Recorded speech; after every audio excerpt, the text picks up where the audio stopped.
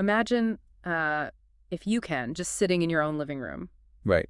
It is late at night, the world outside is dark, the streetlights are humming, and inside the vibe is, well, it is supposed to be relaxed. You've got a drink in your hand, unwinding. Exactly. You are sitting across from your spouse.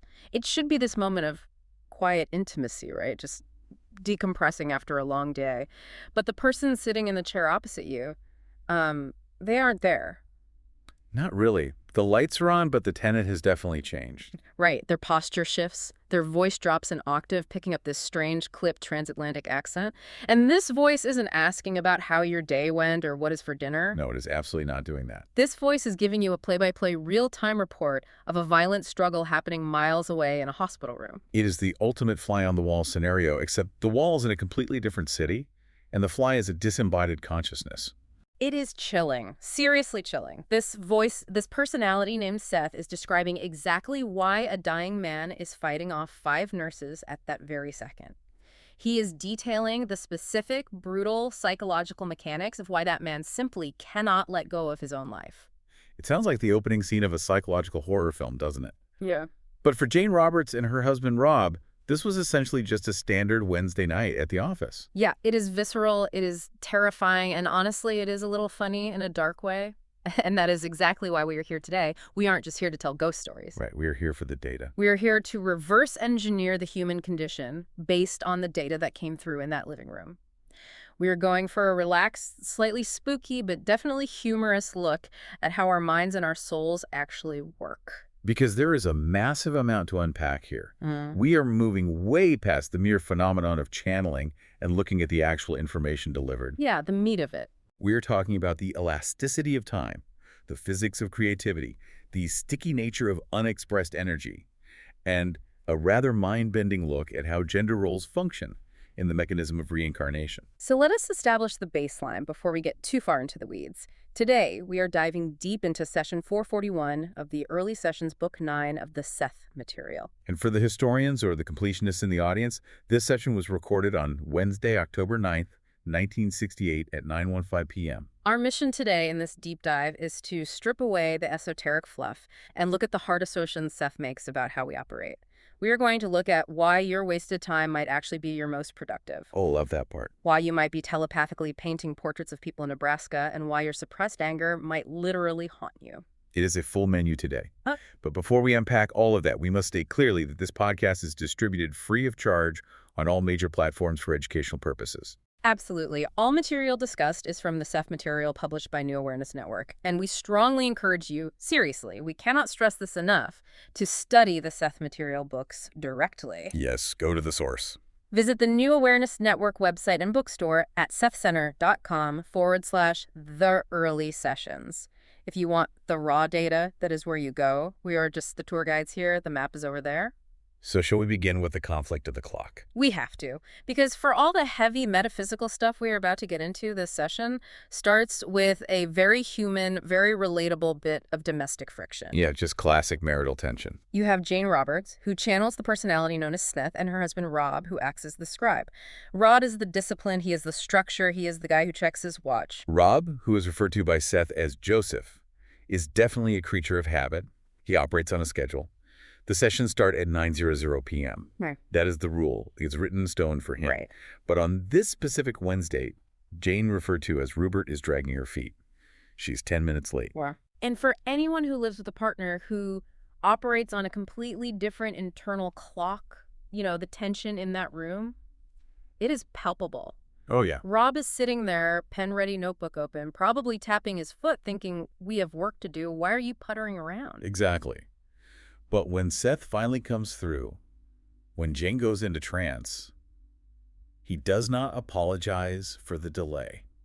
He doesn't say sorry about that traffic was bad in the spirit world. No, he leans into it. He actually weaponizes the lateness to teach Rob a lesson about psychology. I love this. He psychoanalyzes her tardiness immediately. It is fascinating. Seth claims Jane wasn't late because she was busy or distracted by household chores. Yeah. He says her lateness was a specific subconscious rebellion against the rigidity of the start time. A protest vote. Yes, a protest vote cast by her inner self. Which sounds like the ultimate convenient excuse, doesn't it? Like, I am not late, honey. I am engaging in a subconscious protest against the tyranny of time.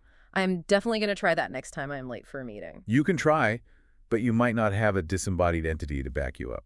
Fair point. But Seth digs deeper here. He points at a hilarious contradiction. Apparently earlier that evening, Jane had suggested starting the session early.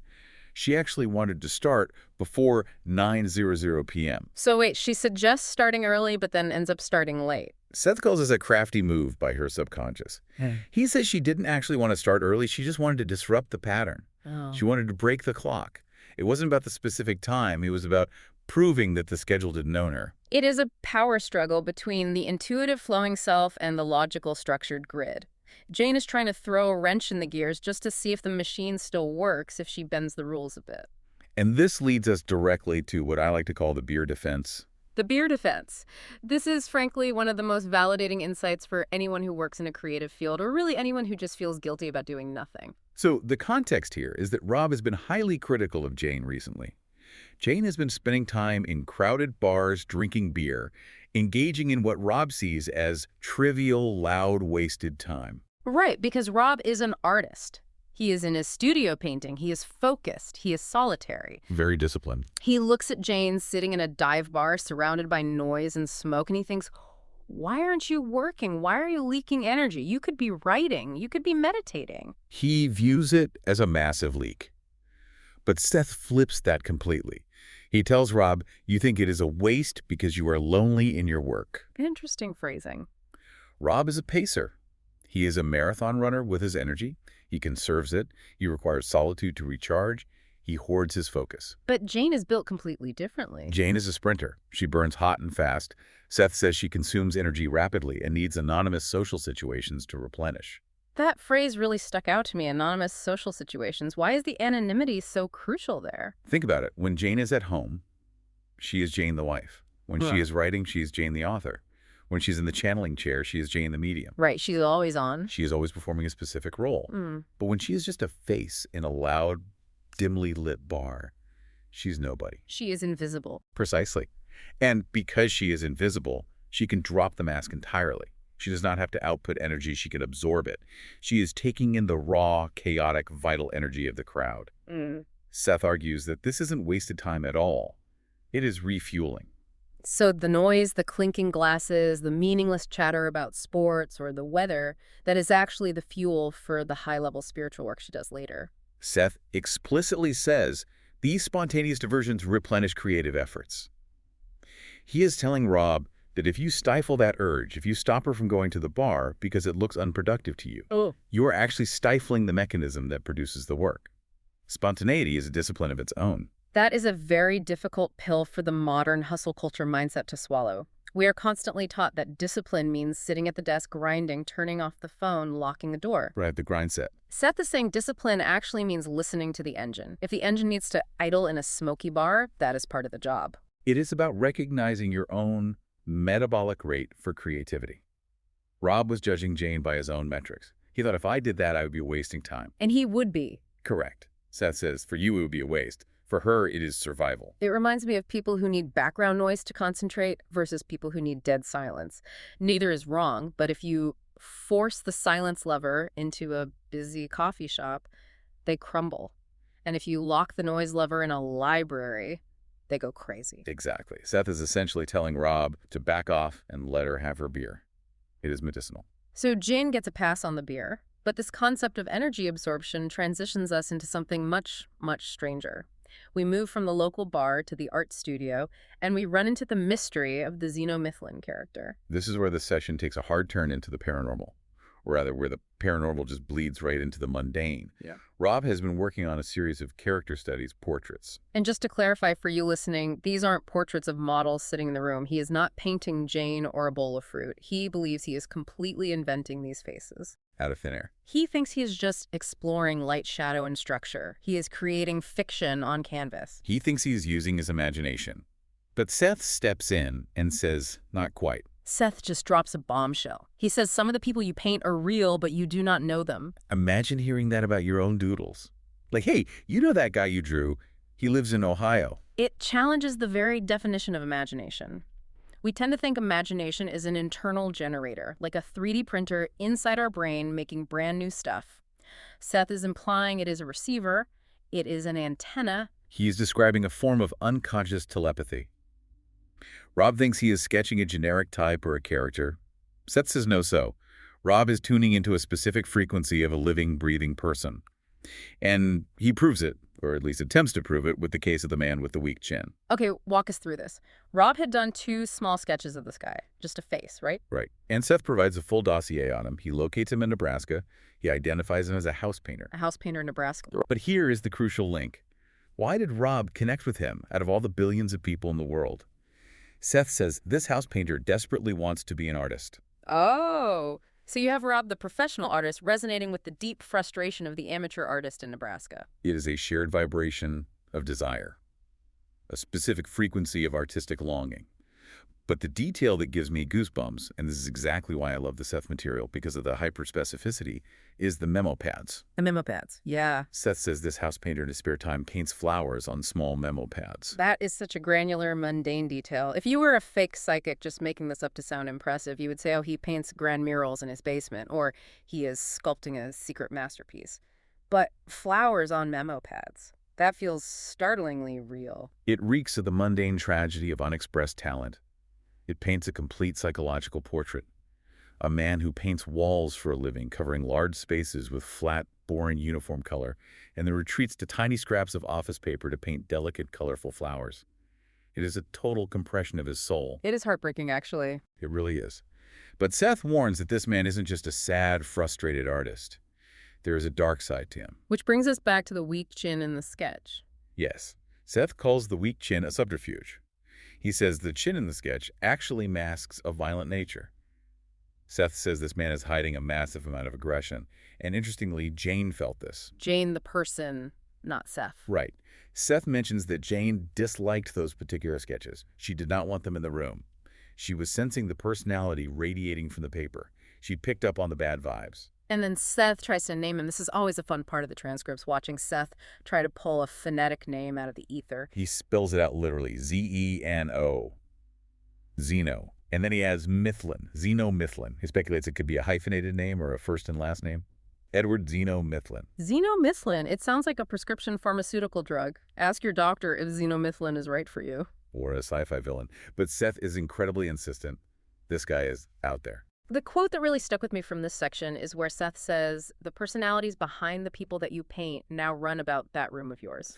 It is a haunting idea. It suggests that our creative outputs are not static dead things. They are open channels. If you paint a portrait of a stranger you thought you imagined, you might actually be opening a FaceTime call with a guy in Nebraska. It certainly forces you to reconsider what inspiration actually is. Are we generating ideas, or are we just scrolling through a cosmic Rolodex of other people's lives? Are novelists just really good at eavesdropping on telepathic conversations? It is a very valid question, and it sets the stage perfectly for the next segment. Because if Rob is telepathically connected to a total stranger in Nebraska, just because of a shared interest in art, imagine how strong the connection is to his own father. Yeah. This is where the session takes a very sharp turn. We go from the curious case of the house painter to something much heavier. Rob's dying father. This is definitely the emotional anchor of the session. At this point in 1968, Rob's father is elderly. He's in a nursing home or hospital setting. And the situation is, well, it is grim. He is failing. He's not dying immediately, but he is not really living. He is in that gray zone that so many families are painfully familiar with. He is lingering. And Rob, like any son, is probably sitting there wondering why. Why is this happening? Why is it dragging out like this? Is he afraid of death? Is he holding on for us?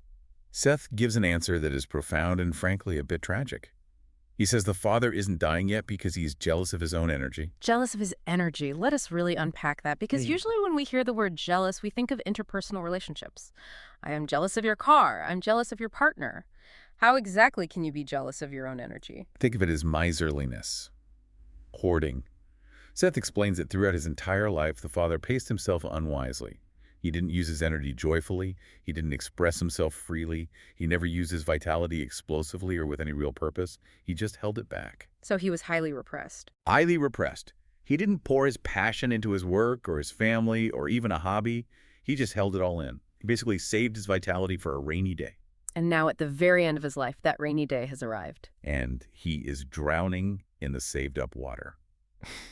Seth explains that because he kept that energy in isolation for decades, it now outlives him.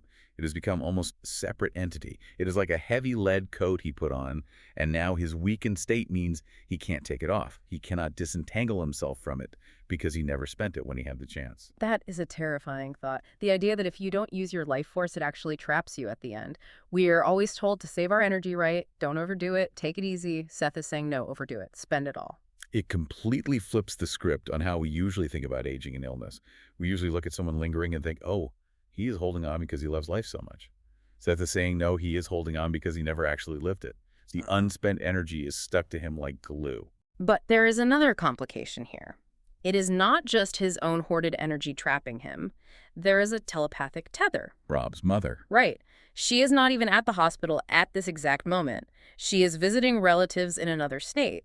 But Seth says she is the one keeping him alive. He calls her thoughts stimuli. Even from hundreds of miles away, when the mother worries about the father, when she thinks about him with alarm or fear or deep distress, it sends a literal surge of vitality to him. It drags him violently back into his physical body. So he tries to drift away to let go, and then he gets pulled back by her worry. Exactly. It is like a metaphysical defibrillator. Yeah. And he hates it. Seth says when he receives that jolt, he gets a surge of unwanted vitality, and that is exactly when he fights the nurses. He is fighting the nurses because he's fighting the energy she is sending him. He is reacting to the jolt.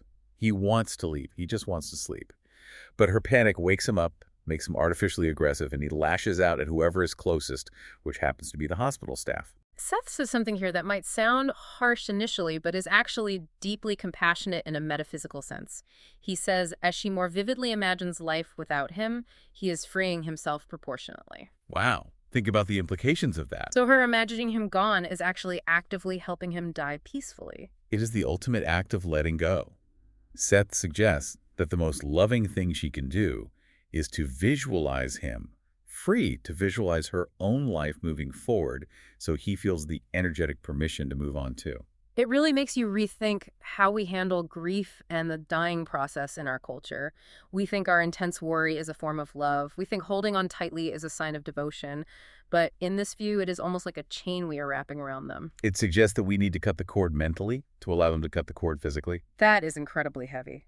But speaking of moving on, Seth drops another massive bombshell about what happens after the parents finally do move on. This is where we get into the reincarnation mechanics. Oh, yes. The gender swap. This is the aha moment of the deep dive for me. Seth just casually outlines the future plans for Rob's parents, and it is a total role reversal. Seth reveals that Rob's father, in his next life, will be reborn as a woman. And the reason isn't random. It is not a cosmic coin toss or an arbitrary assignment. No, Seth is very specific about the mechanics. He says the father needs to learn spontaneity and the nature of true creativity, specifically through bearing children. Because he was so rigid and guarded as a man? Exactly. He was too paced, too disciplined, too hoarding of his energy. He needs the experience of the female role, as Seth defines it energetically, to unlock that frozen energy. He needs to experience the visceral biological creativity of birth to understand flow. And the mother? The mother will be reborn as a male. Of course she will. Seth says she has been female twice in a row now, and she is currently ill at ease in the role. She has too aggressive nature. Now we have to pause here and clarify Seth's definitions, because in 1968, he's using archetypal terms that might sound stereotypical to modern ears. Right, we have to look at this through Seth's energetic definitions, not necessarily modern social politics. Seth defines the male element as indiscriminately aggressive and disciplined. He defines the female element as indiscriminately creative. Indiscriminately, that is a really interesting word to use there. It implies raw, unfiltered force, raw aggression versus raw creativity. Seth isn't saying men in everyday life are aggressive and women are creative. He's saying these are the core energetic poles of the physical system. The mother was too aggressive as a female in this life, so she needs a vessel, a male body, that allows for that inherent aggression to be expressed and managed naturally within the cultural context. Seth even comments somewhat dryly that she will make a fine husband. I love that line so much. She will make a fine husband. It is such a practical, clinical assessment. It is like A guidance counselor looking at your transcript and saying, you'd be great in woodshop. And Seth pays Rob and Jane a huge compliment right here. He says the reason this is their last incarnation, which is a massive claim to make, is because they have finally achieved that balance. They have integrated the male and female aspects within themselves. They don't need the external costumes anymore. So the goal isn't just to be a good man or a good woman. The ultimate goal is to be a complete soul that houses both the discipline and the creativity in perfect equilibrium. Exactly. It is all about integration. We wear these gender roles like costumes to learn very specific lessons. Oh, I need to learn how to be aggressively outward. I will put on the male costume. I need to learn how to nurture and flow. I will put on the female costume. But the actor underneath the costume is both. It really takes the pressure off, doesn't it? You are not defined permanently by your role. You are just learning from it for a semester. It does. But while we are calmly discussing these high-level metaphysical concepts, reincarnation, gender balance, soul integration, back in the room in 1968, the reality on the ground is getting incredibly intense. This is the climax of the session. We are nearing the end of the hour. It is around 10:45 p.m., and suddenly the vibe completely changes. Seth shifts from being a lecturer to a live reporter. He tunes back into the father at the hospital, and the report is visceral. He says 5 people are holding him down. Just imagine that image for a second. An old man, frail, dying, but fighting with such explosive strength that it takes 5 medical professionals to restrain him. That is the hoarded energy finally exploding. And Seth explains the psychology of this struggle in real time. He says the father is swearing he is fighting. He thinks he's being a man. He thinks he is showing his male aggression. But Seth says that is total delusion. The father is actually terrified of his own creative energy breaking loose. He has not learned the difference between violence and creativity. That is the line that stopped me in my tracks. It is the absolute core of his tragedy. Think about it. Both violence and creativity are explosive forces. One destroys, one creates. But they both require a massive surge of power. Because the father repressed his creativity his whole life, it is coming out now as raw violence. He is fighting the nurses because he's trying to escape the physical bonds, but he is doing it in a state of sheer panic. He is confusing the impulse to create with the impulse to destroy. And then something happens in the room with Rob and Jane. The intensity just gets too high. Rob decides to take a break. He is tired. Writing down all this intense, emotionally charged stuff by hand is exhausting. Yeah. So he ends the trance. He calls Jane back to normal consciousness. But she doesn't really come back. Not fully, no. This is the bleed-through. Jane comes out of the trance state, but she's emotionally overwhelmed. She starts whimpering. She tells Rob she can actually see the scene. She sees the hospital room. She sees the nurses. She sees the physical struggle. She feels the shadowy feeling of the father pressing in on her. It is like the protective psychic wall between her and the raw information has completely crumbled. It is a scary moment. She is not channeling Seth anymore. She is just a raw psychic nerve ending. She is vibrating with the father's sheer distress. And this is where Seth steps in like a protective big brother or a frantic IT guy fixing a critical glitch. He does. He abruptly returns. He just takes over Jane's body again. He doesn't even wait for a formal induction or a countdown. He just jumps right back in. He has to. He says he came back to stabilize her system. The raw content was too frightening for her conscious mind to handle unbuffered. It perfectly shows the function of the trans personality. Seth is objective. He can look at the dying man and purely analyze the energy dynamics. Jane looks at the dying man and feels all the human pain. Seth returns to calm her down, to reset her energy, and to act as a buffer. And in that brief protective return, he gives one final piece of reassurance about Rob's father. He explains that the main power of the father's personality has already left. It is already gone. So the man fighting the nurses... That is just an errant portion, a fragment. A fragment that is waiting to let go. The core soul isn't trapped in that violent struggle. Just a piece of the ego is stuck there fighting its own shadow. The main consciousness has already essentially checked out. That is strangely comforting, to know that even in those moments of awful, visible struggle at the end, the real us might already be halfway out the door. We aren't just the failing body in the bed. It reinforces the entire idea that we are multidimensional. We aren't just one solid thing. We are the energy that animates the body. And that energy is vast and complex. So, what does this all mean for us listening right now? We have covered a massive amount of ground today.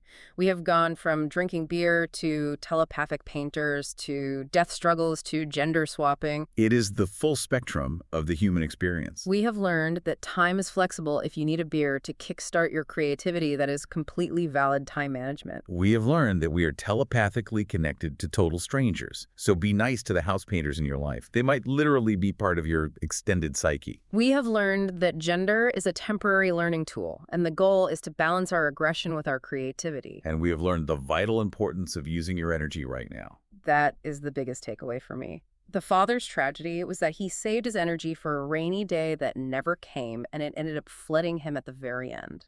It is a profound call to action. Don't be jealous of your own energy. Spend it. Use it up. Create things. Love people. Get angry if you have to, but express it.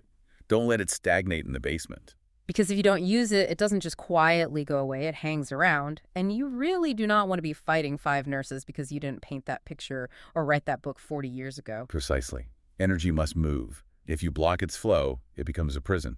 That is the provocative thought I want to leave you with today.